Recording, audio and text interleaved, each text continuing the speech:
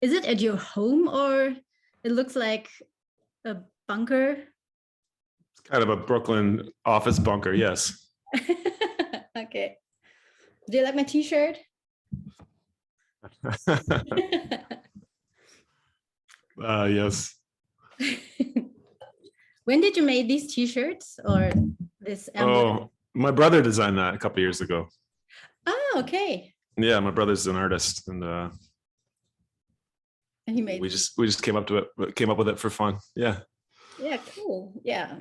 Still everybody can buy it on internet. It works also in Germany. So Yeah, that's right. You can buy it anywhere. It's sort of the logo. My friend started a school's wheelchair basketball program, and he named it the Patrick Anderson wheelchair basketball program, and he uses the logo. So it's sort of been adopted as the logo for that, cool. Kids schools program, which is cool. Yeah. But you wore the number 6 last weekend for the Toronto team. I did. I'm a big Bo Hedges fan.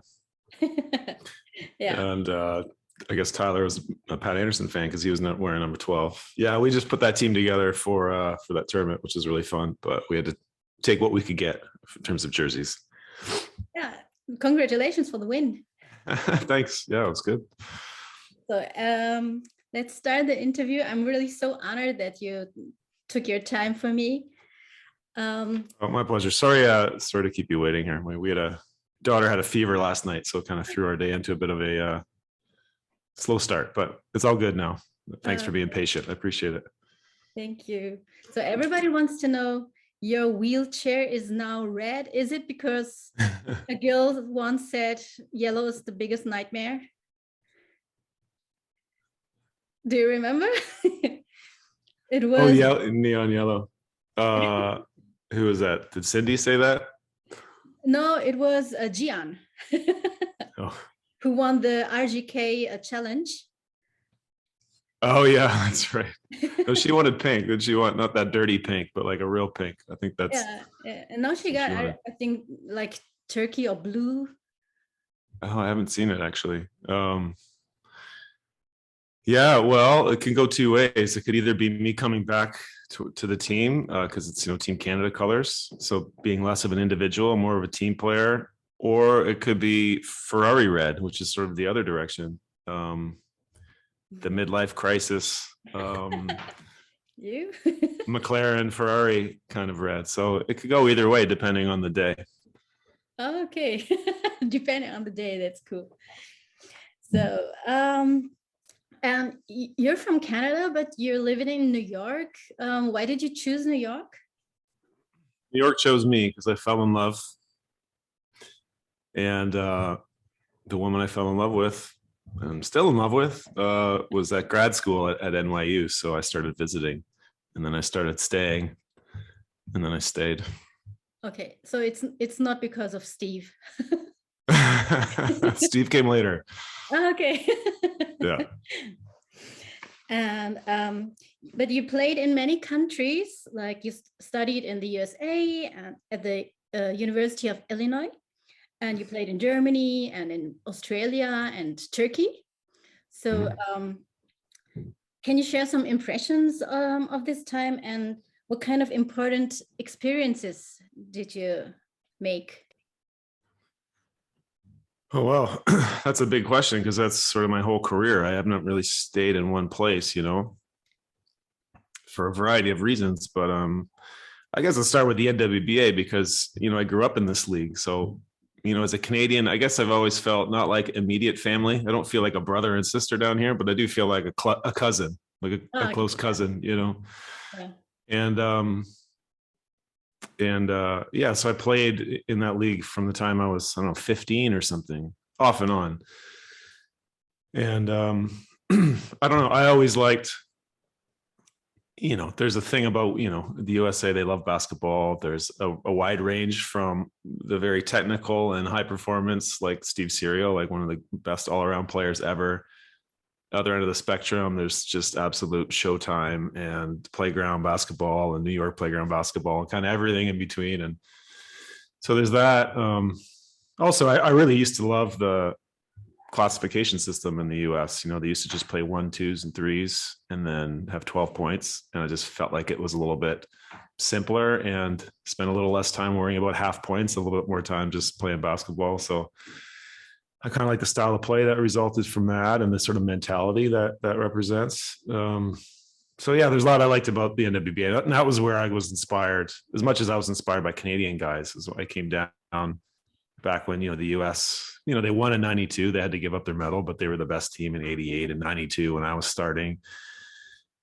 And Dave Kiley and Trooper Johnson and all these sort of legends that I heard about, I suddenly got to play with. So that's, you know, and once I started to be able to kind of hang with them a little bit, that's what really opened my eyes to my the possibilities for my career. So the NWBA had a big influence on me growing up. I'm saying all this like, you know, I guess the last thing I played in was the Canadian club, that was my launching pad and my real immediate family and my parents. But of course, just like in life, we skip over our parents' influence and take it for granted and go on. I'm doing the same thing here. Of course, I had an amazing experience just coming up in the Canadian program, Canadian sort of community, which was, you know, very, you know, Canada had never really finished higher than bronze at a major, and they got silver, I think, at Stoke Mandeville, but so never won. But you know, it was very competitive. A lot of great players. Also, this, you know, I grew up around able-bodied players, and I knew that the way we approached the game was a little bit different in that respect. But that just gave me more great athletes to play against as a young player, especially young guys, guys who were, you know, like the quarterback of their high school team, and I got to play wheelchair basketball against them, you know, and like, oh, these guys are great athletes and I'm doing okay. You know, it sort of sunk in that was like, maybe I'm a great athlete. Is it possible? You know, maybe I'm not just, you know, a kid in a wheelchair. So anyway, Canada was great. US is great. I mean, stop me or ask anything if you want or slow me down, but who asked you to go to Europe?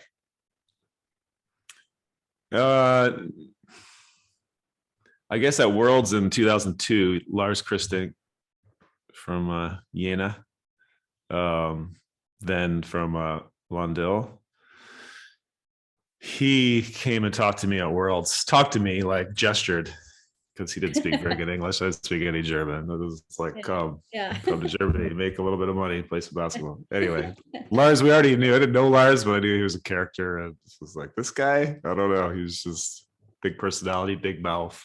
But as I came to know, big heart too. Just, I love Lars. One of my favorite people I've ever met in the game. You know, at the time, Joey Johnson and I were already talking about teaming up and playing club together somewhere, because we played against each other for years in college and other places. And then we, in Australia, in the NWBA, but we, you know, started playing together with Team Canada, obviously, and we wanted to get some reps together as teammates, kind of improve our chemistry, which was already pretty good, but we wanted to improve it more. Yeah. So we were talking anyway, and then Lars, so then I got in touch with them, and Nick Zeltinger was still playing then. So I thought maybe I was just going to come over, and he said, no, I'm retiring. I said, well, I know this other 4.5, you might like him. And so we showed up in Lundell for a bargain, I may add, you know, like, because we wanted to play together, and that's what started that. And then you stayed a little while in Germany, and I played 3 seasons. I think Joey stayed for 9. But yeah, after, you know, we won the league and Pokal and Champions League those 3 years, and it was tough and it was a lot of fun at the same time. But after 3 years, I wanted a new challenge. And also we won Worlds in 06. I guess I had decided already to leave, but you know, it was just I had one eye on Vancouver. I always wanted to live in Vancouver, and some of my good friends from the sport were out there, and I started playing in my little chair for the first time then, right after Worlds in 06. So I just kind of wanted to explore just playing for fun kind of thing. The fun of Vancouver, the fun of the little chair. You know, after we won Worlds, that was like, that's it. We've won Paralympics, we won Worlds. I kind of was in a place in my head where I just wanted to kind of play for fun and explore things that I've always wanted to try. So that's where I was at. But I did come back to Germany in 2010, I guess it was, to play for Cologne, which is I briefly thought in 06 about going there, just because I was looking for, like I said, a challenge and something new, and it didn't happen at that time. But I met Sadat, and or I had met him, talked to him. And so a few years later, when the opportunity came up again, I decided to go for it. Work on that. What happened before my switch. time, before I Yeah. entered into this world? So Yeah. I only knew you like from some videos, and I just heard like, oh, Patrick Anderson retired and he comes back for the Worlds. And then I was at the Worlds 2018, and I saw you in Hamburg. I took a photo with you. Yeah. But yeah, Not my best I work. never. So not my best work, but not Yeah, the photo, the tournament. Yeah, but it was really something big, because I knew you're I don't know if you like to hear that, but you're the legend, the ultimate legend of wheelchair basketball. Everybody told me, and that's the impression I had from all these videos I was watching. So it was nice to see you. Like there is someone to who everybody looks up to, or wants to go to, like with skills and speed. And so I really enjoyed it. Oh, well, thanks. And I especially enjoyed it to see you at the Turkish league. So this was really a surprise you made, I think, for the whole wheelchair basketball community. Like, what? Patrick Anderson is joining Galatasaray. Yeah, that came up rather suddenly, and it had something to do with the pandemic, because the Paralympics were coming up, and it was really hard to get games in Canada and the US, and they reached out, and that was that. Yeah. So it surprised me too a little bit. Yeah, but that was the point when you recognized my Instagram, and I'm so honored to be followed by you. So this was really a big step forward for me too. So I really look back to this Galatasaray time in a super positive way, that it was changing my life too. Oh, that's really cool. I mean, you make it so easy for us to share what's otherwise time consuming and hard, and a little bit hard to do, but also, for me to go pull clips of myself and share them with people, just, I don't know. Yeah, it just feels a little bit egotistical or something, because that's what the media does for athletes in able-bodied sports. You don't have to go around talking about yourself, but of course there are people that support us, and we have fans and whatnot who want to see what we're doing. And so, but people are live streaming, putting things out there, but in terms of like highlights and little things, that's just so rare. And so when you do it and tag us, it's such a service, and I hope that you get a lot of joy out of it, because it's certainly, or more out of it, because it certainly helps us out. So I think it's great for the sport community and all the fans and supporters out there. So thank you so much. Yeah, thank you. So next question. Do you have some young athletes who you really enjoy to watch, and with who you maybe would like to play together? Canadian or not Canadian? Better think of someone quick, or I'm gonna seem like a real jerk. Yeah, well, I mean, Steve's young to me, right? So I'm pretty old, so I'm still enjoying that. You're younger than me. Oh, well, you'd enjoy playing with Steve too. He makes old players look good. Yeah, I mean, for me, playing with him, playing with Nick Gonchin with the national team, like guys that are in their prime and who are amazing from the younger generation, has been one of the things that's kept me interested and kept me training to stay up kind of at that level. Try to anyway. Team Canada, there's a few young guys that one of the reasons I'm sticking around for a little bit longer is Colin Higgins and Lee Melimick and Vince. There's a lot of great players, the guys that we already know from Team Canada, but these guys have an opportunity to kind of go next level, and I kind of want to be around for that as that happens, and help put it all together with Team Canada. So as far as Team Canada is concerned, there's that. Internationally, I'm a little bit out of it. Like I see clips like your clips and I see some young faces and players that look like they can really play, but I don't really know who they are. Some of these places, playing over in Europe and Spain and the German league, what have you. So maybe I'll just have to come over there and see them for myself next season or something. That would be great. Um, Do you know Dirk Passiwan? yeah, he's not He a young guy though. he's not a young guy. He's older than me. So about 2 years or yeah, Yeah. 2 years older than you. And he is the top scorer for 22 years in a row in Germany. Yeah. And 1 year he was not. He was in Italy, top scorer of the league. Yeah. So, but he is playing for a little small team in Germany, which his father raised when he was a kid. So he always stays in this Trier community, and he doesn't play like Euro Cup or Champions League. But yeah, he is always playing for the German national team, and he said he likes to play with you. Oh So man. yeah, for sure, really fun because he's a 4'5" and you're a 4'5", and How many basketballs would we be playing with? Just the one basketball? Might not be enough. yeah, maybe we need 2 baskets too. No, I mean, we're not talking about young players anymore, obviously, but Yeah. Dirk, yeah, I think the ironic thing. Oh, let me just say this. Probably, I'm just gonna say this on the record. It's probably not gonna be broken. That record, 22 seasons in a row. Probably never. Probably never. Number 1, 2. But the funny thing about that is he's an amazing passer. Yeah. I noticed that right away. Does he like to shoot? Yes. Is he good at it? Yes, very. But man, can he really pass? So I always did think it would be fun to play with him. And I like to pass. I'm not as good, a passer maybe, but I like to pass sometimes. So I think we could have into the face of someone like Ben Fox in the Paralympics.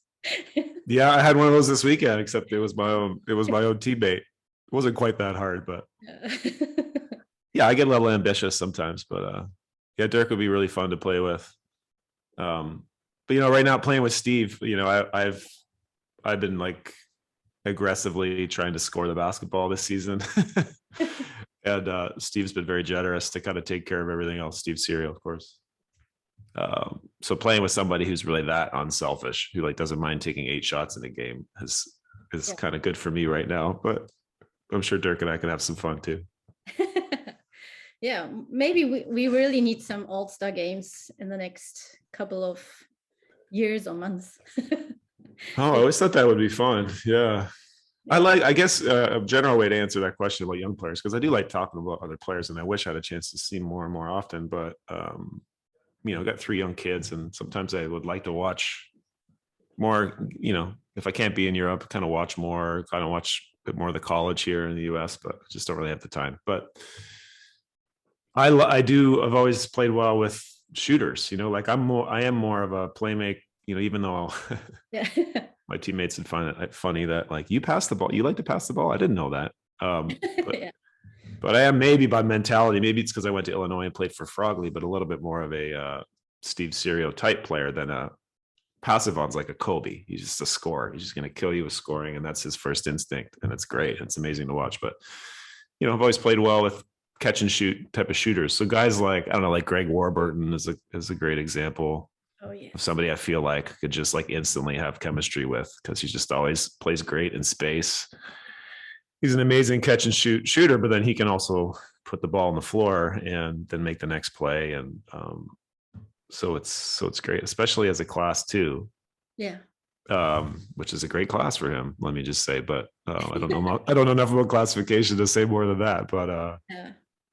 so yeah, that's not exactly a surprise pick because he's MVP of Worlds and everyone knows who he is. But that kind of player who can off the first action, you draw help and give it to them, and they can either knock down shots or make the next play. Like I've always had quick chemistry with players like that. How could you not have good chemistry with a guy like that? But or like something like staying with GB.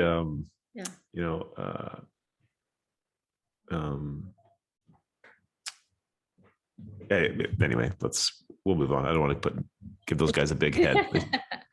Yeah, I have some favorite GB players too, so I absolutely understand what you mean, like how they pass, how they interact in the team, how they play. It must be really fun for everybody who loves to pass. Yeah, they got 5 guys that can kind of make either make a shot or make a play, and they can score in all kinds of different ways. They're not all necessarily shooters, but the cutting and slashing and transition. I mean, Terry would be fun. We're sort of the OGs, we go back. Yeah, that guy. Speaking of shooters, so I'm pretty sure I could click with Terry on the offensive end pretty well. So yeah, maybe someday. Yeah, Terry once said that he will retire at 2032. 2032. Yeah. You sure he didn't mean 23? Just got his numbers mixed up. 32, he said. So. Well, when you can shoot like that, yeah, it's a little bit like Steph Curry. People are like, Steph Curry could play at least 50, right? Because he can move well enough. Terry can move well enough, but his game's never been about being the fastest guy. And so you do too. So you have a few years coming up, maybe. That's possible. The hard thing about playing into your 40s, suddenly you're like, I'm going to be halfway to 50 soon. And then what? I started playing wheelchair basketball with 40 and somehow it works. So I think it's fun for every level, every age. Yeah. So. Sure. I was talking to guys this week. I talked to Ron Miner, who's an old Team Canada guy. I saw him this past weekend. He was playing in the 2nd division. He's 64. And, he says he wants to change his chair setup, but he was saying he had shoulder problems and they've gotten better. And which is great to hear, like wheels are efficient, so if you take care of your body, and it is a great way to keep staying active as a person with a disability. So, and it's not as hard on your body as running up and down. Like I can imagine it'd be a lot harder to stay with able-bodied basketball or some able-bodied sports. So it does lend itself to kind of playing well into your twilight years. Yeah. So I'm sure I'll play on some level for a while, but. Oh, that's good to hear. We'll see. So another question. What was the reason to start Skill Saturdays with Pat? And do you edit all the clips on your own? Yeah, I did all that on my own. I guess I was just, I didn't have a cell phone until like 2017. I was like way in the dark ages and happy that way. Yeah. Then my wife was like, you do have a phone because you always use my phone. So get your own. So when I came back to Team Canada, we get free phones and free phone plans from Bell Canada. So like, all right, so now I have this phone that someone just gave me. I guess I'll use it. So then I discovered Instagram, and I just sort of realized that like when I post things about basketball, people were interested, some people anyway. And then I, while I'm still playing, while I can still do what I can do, I wanted to show people, it's sort of as simple as that. I'm not a coach. I'm not a teacher. I don't think. Maybe I could learn that, but that's not necessarily so much what I'm trying to do. A little bit. If I'm trying to teach or coach anything, it's just like how I think about practicing, which is trying to push myself and trying to be creative and try things that are hard, a little bit harder than I'm comfortable with. I hope that kind of comes across more than anything, because I think that's the thing that has allowed me to not only keep like in some ways improving, or one of the things that helped me improve when I was young or get to the level I got to, helped me keep improving as I've got older, and helped me stay interested, discover new skills and new little parts of the game. And you can only really do that by practicing new skills or old skills in new ways, all that stuff. So that's really the main thing. Whenever I post about basketball, there's probably like some just little ego in there too, that I like when people say, "Oh, that looks cool." I'm like, it feels good. But I think on a deeper level, it's because I can't do this for much longer. So I might as well show while I can. And if people mimic it, either the exact skill or that mentality in the gym, then that would be great. I think it'd be great for them. And ultimately, keep the sport growing. Yeah. I think there are too less young people who have the idea to do all the skills you're showing there. So I think it's really cool to see and watch, like, oh, maybe I try this, or I want like to improve in this way. So I really like these videos. Well, thanks. I mean, my first coach, Jeff Penner, he was that guy. He was just always tweaking things like, oh, that looks easy for you now, Pat. Now try it with your left hand. Now try it twice as fast. Try it twice as slow. You know, like he was always moving the target, which is really helpful in my skill development.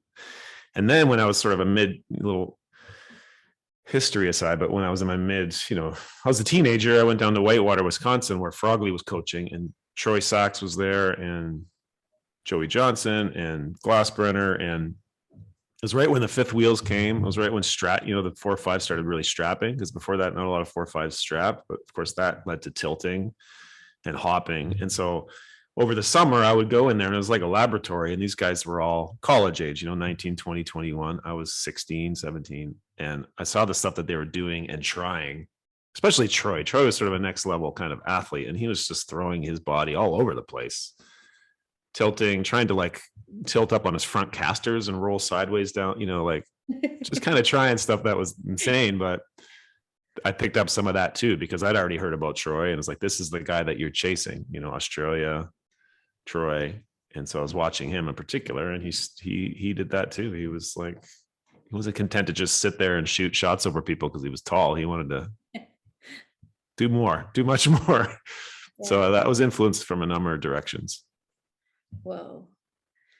All the guys I missed watching are knowing, because there's not a lot of content on internet from this age.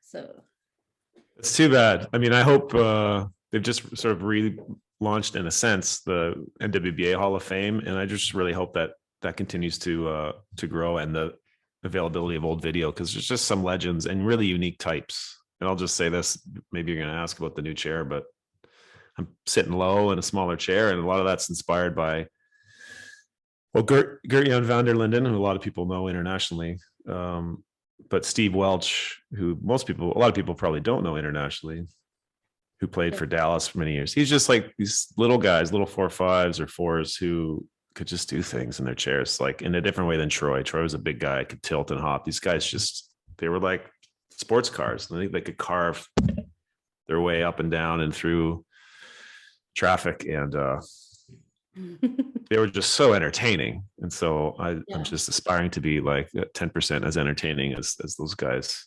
And it's really fun. And it turns out it can be competitive if you do it the right way. It's a lot of height. It's not good to be short. It's good to be tall, but it's good to be fast too in our sport. So I'm sort of playing with that balance, but the fact that you can't go on the internet and look up Stevie Welch highlights and find them is a shame, because they were unique and riveting, so hopefully that can change, because I'm sure the VHS videos are out there. It's just getting them online somewhere where people can find them. Yeah. So if I find some, everybody will find it on my Instagram. Maybe there is actually one clip it might have been the first YouTube clip I ever posted. If you go to my YouTube account, there's one of Steve Welch burning me and taking me to the basket and scoring. So that's the only clip I know of Steve Welch. So you're welcome for that. But someone else get out there and put some more Stevie on the internet, because the world needs it. Yes. This would be really fun. Yeah. So finally, I would like to ask you if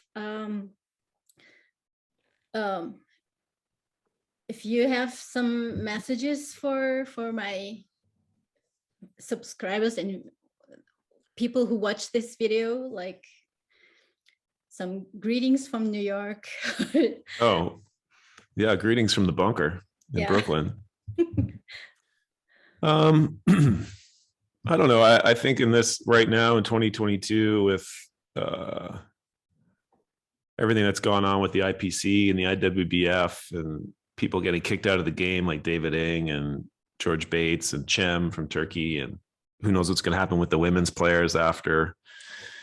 And now in Paris, they're going from 12 teams to 8 teams. And it just feels like a good time to just say, hey, we are the wheelchair basketball community. I love this community. I am proud of being a Paralympian, past and present and maybe future still. But our sport is not the Paralympics. It's not the same thing. And I think It's a tough challenge, but for us, we have the opportunity to have our own vision for what our sport should be, and we don't have to let anyone else tell us who should play and who shouldn't play and how. I know it's hard because the Paralympics is a great partner and a lot of funding happens because we're Paralympians, and so it's their party and they can invite who they want. And I understand all that, but at the same time, it seems like a moment for us as a sport to kind of just look around and recognize that like it's our sport and we can lead it in the direction we want to lead it in. If that's in step with the Paralympics, then great. If it's not, that's okay too.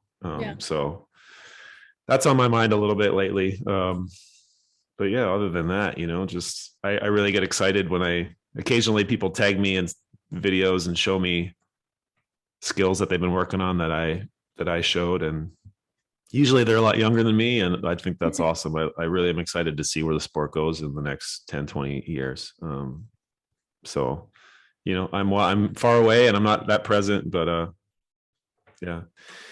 And if you happen to have a team in Spain or Italy and you're looking for a 4 or 5 next year who's a little old, a little shorter than he used to be, but he's still pretty fast and he does like to pass occasionally, but likes to score too. No Dirk Passiwan on the scoring end of things, but I'll just put that out there. It's possible that the family, we might try to go to Europe for a year before I'm done playing, just as a family experience. So maybe I'll just put that out into the universe and cool. And maybe this will be where people find out about that if they care. Yeah, and I'd like to meet you in person again too. Like the last time was 2018, and I was just a little fan doing nothing on internet really. So I'm looking forward to meet you somewhere in Europe, maybe. Yeah. Or the Worlds in Dubai. Worlds or Dubai? Are you going to be there? Yes, I think so. Yeah, there are some people donating some coffees on my account, so I think I will go there. Yeah. Oh, for fun. I got you. Yeah. Well, that would be great. Sport needs you there, so go get some, drink coffee, everybody. Lots. I don't know what that means. Does that mean like $5 or something? Yeah, it's €3 a coffee. Right. Buy me a coffee. So I will have the link in my somewhere. Show, whatever. Yeah. Yeah. Yeah. Cool. Well, I hope we can make it there. I hope we can make it there. We have to qualify in Brazil this summer. So I think it's 4 teams from our zone. So it's can't assume we're going to be there. It is a lot, but there's our zone's not. There's some good teams in our zone. So yeah, we have to do that first. Should be there because the Paralympics with 8 teams will be harder. Yeah, that'll be a whole nother story. That'll be interesting. Yeah. So anyway, thank you so much. Just a moment. Kei, kite. It's my son. He's an able-bodied 4'5", very small, but he likes to say hello.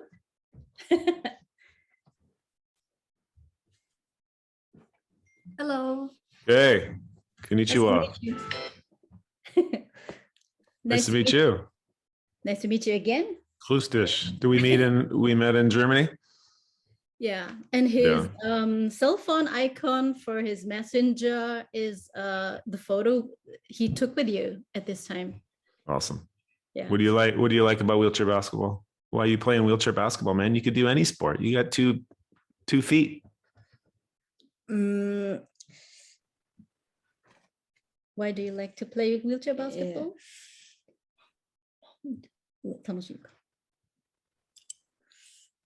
It's funny. It's fun. Yeah. Me too. The same reason I play. See, it's simple. Yeah, that's enough to play wheelchair basketball. That's right. That's all you need. Yeah. Right. Well, nice to see you both again, and hopefully we'll see you down the road. If not in Europe or Dubai, then somewhere. Yes, definitely. And maybe I will take, if I have the guitar on this moment when we meet, we should make some sessions. Oh, that's a whole other conversation. But yeah. I really love your music, Layawakes. Oh, thanks for the plug. Yes, I have downloaded it and I have the CD. I bought it at a game in London. Oh yeah, that's right. They had some Yeah. bands said. Very cool. Well, hopefully there'll be more music in the coming years. Yes, I hope so. I'm waiting Yeah. for it. So have a nice day. Thanks. Same to you. And thanks so much for the interview. My pleasure. Thanks for everything you do. Keep Thank it up. you. Yeah. Bye. Bye. See you, buddy.